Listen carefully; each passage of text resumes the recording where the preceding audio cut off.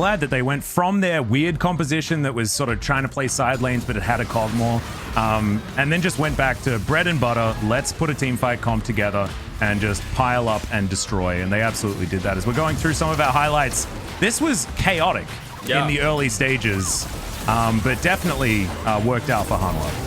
Yeah, it worked out for Hanwha for sure. The early lane priority in the mid lane actually for Fly is where things started to go bad for Hanwha in this early part. That's why they ended up getting a really nice double kill here in the jungle, because Fly was able to rotate over, Dread had priority, and those first two skirmishes they got first blood on the Chovy. But then things started to fall apart a little bit. You see this skirmish around the Rift Herald go Hanwha Life's way, and they're able to trade this back. And then when the actual Rift Herald fight happens, that Afreeca tries to get greedy and get the Drake and then rotate everyone over to the Rift Herald where they have positional disadvantage. Then you see that quadra kill from Chovy, as Vista just had so many fantastic pulverizes this series, or rather this game. It was just beautiful to watch. Yeah, no, Vista was, he was fantastic. I think Chovy also, playing alongside him did very, very well, but I think your Pog vote is certainly well-deserved. And Vista just, it felt like he was exactly where he needed to be all the time.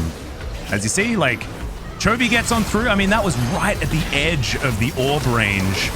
But Keen flashes on top of him. You think, oh no, this is a bad time, but goes golden, 3-man pulverize, and then all of the AoE that you would ever need comes through from Hanwha, and Def just has a field day off the back end. So the setup just so well done from Hanwha. Fly was also trying to stun Vista and prevent him from actually getting into the fight, but he's not able to.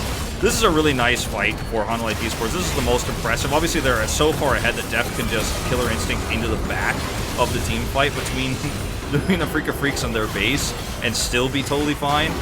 But that's one of those moments where you go, okay, well, in any normal game where things are not this far ahead for Hanwha Life Esports, this goes very badly for them.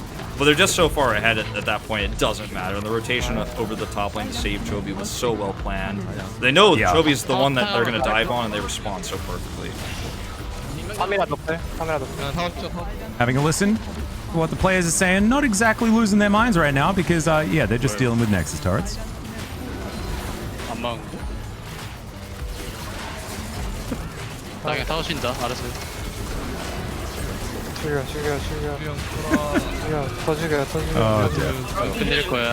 It's never really a very excited closing of the game when it's Def, just very, very calm.